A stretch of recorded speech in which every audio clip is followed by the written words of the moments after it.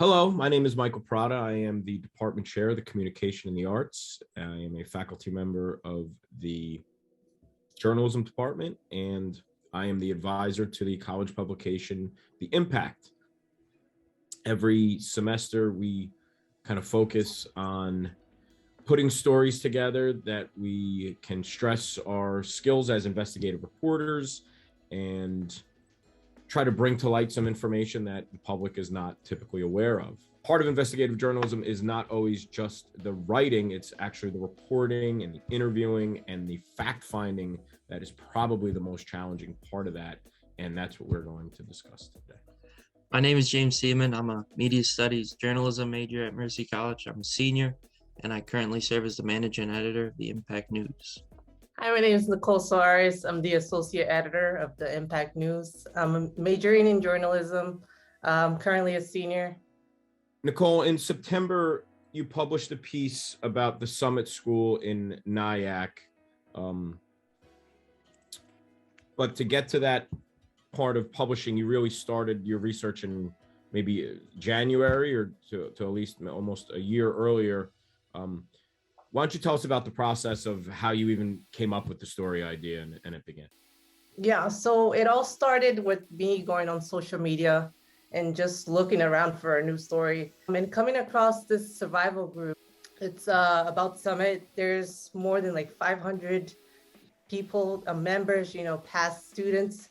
And they were all sharing their survival stories. And that's what really made me want to look into the school and do my research. I started by reaching out to victims. The first victim I reached out to was the leader of the group, Jason.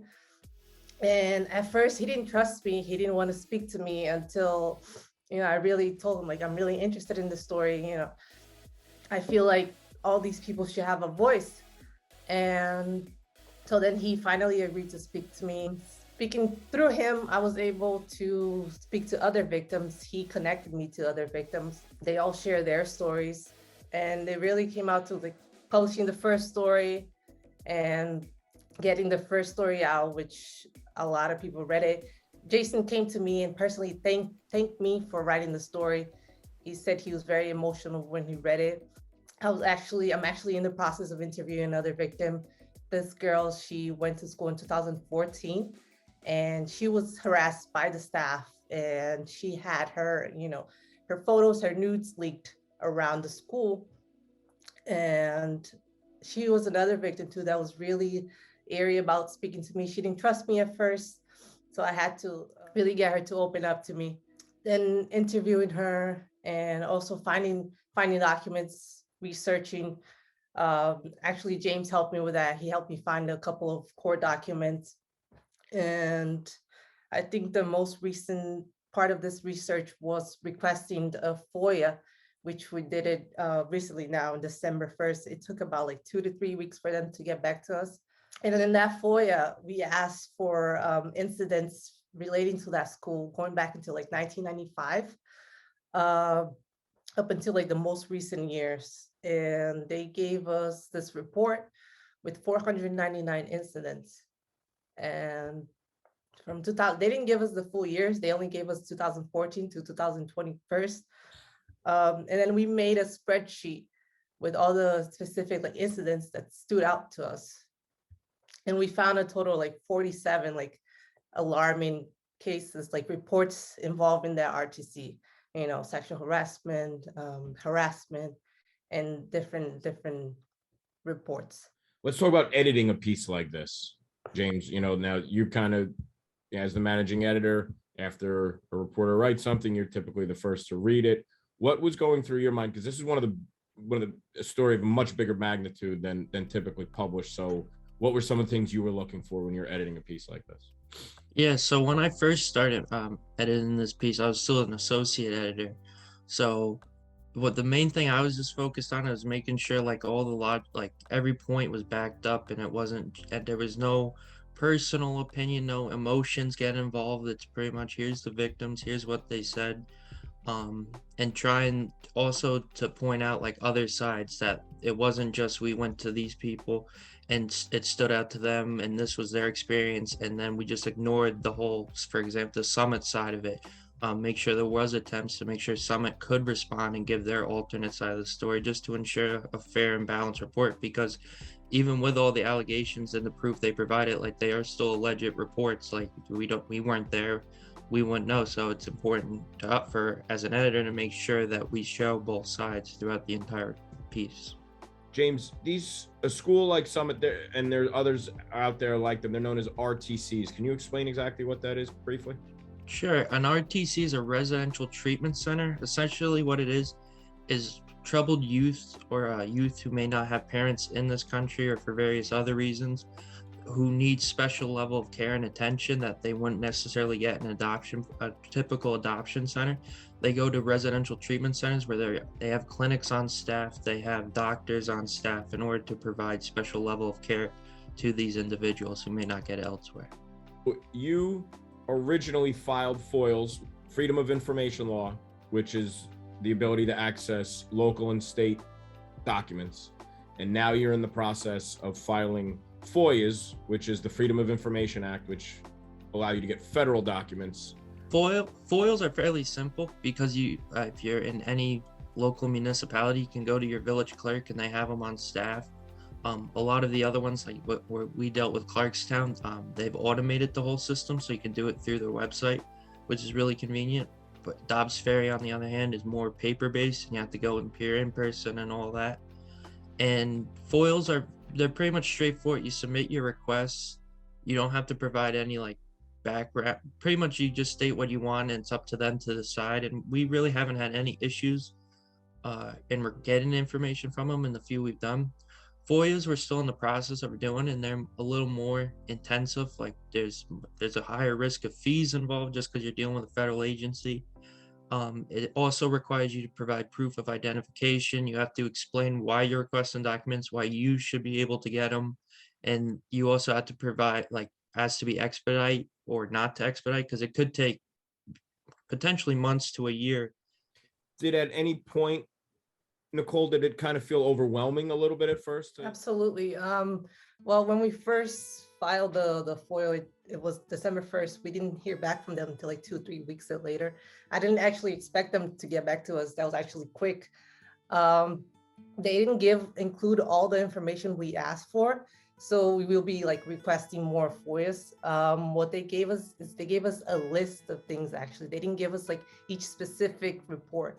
So if we want to know more information about those reports, we need to ask for more and specific.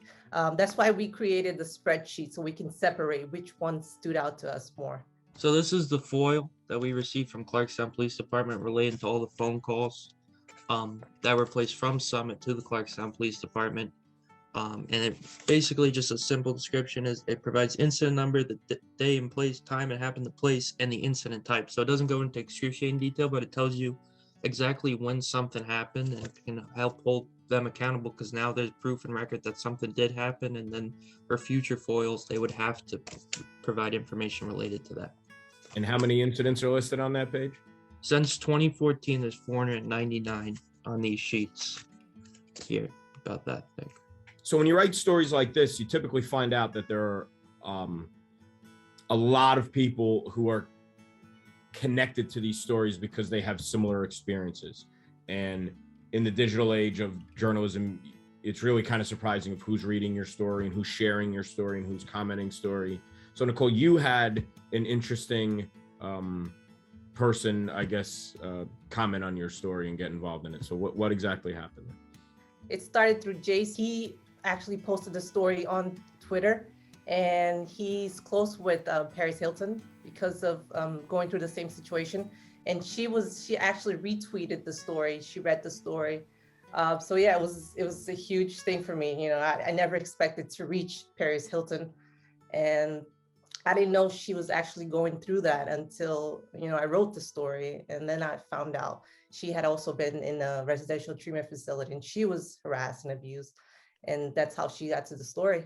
And you're moving forward to do follow-ups, and that's great. And now, what's kind of your advice, or what are some of your starting points you would say to other college journalists or journalists who are just getting into the business to tackle a story of this kind of weight? First tip that I would give to incoming students would be to really like pay attention to things like nobody would pay attention to.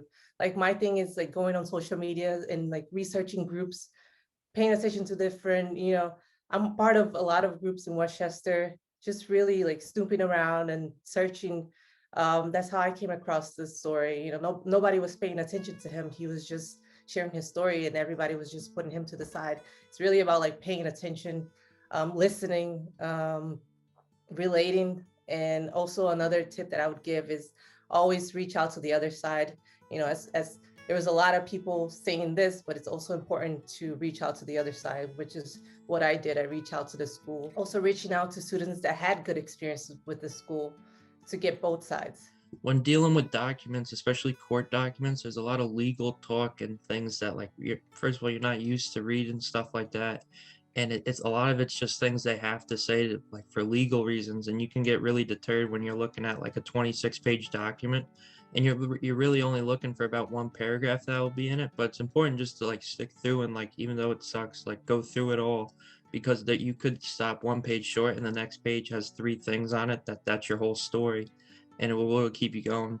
Another thing is like, especially when reading documents or talking to like victims, it's very easy to let your emotions get involved and you become where you want to, like you're automatically on their side because they're the victim, and it's like you should absolutely believe them until there's reason not to. But you also have to, when you go talk to the other side, you don't go there as like their personal superhero to try to get them justice, like hear them out too, almost in Nicole's point of hearing both sides. But like, don't be professional, don't let your emotions get involved, even though it can be really tough, especially with abuse victims. Great, guys. Thanks for all your hard work and keep it up. Thanks, Pete. Thank you.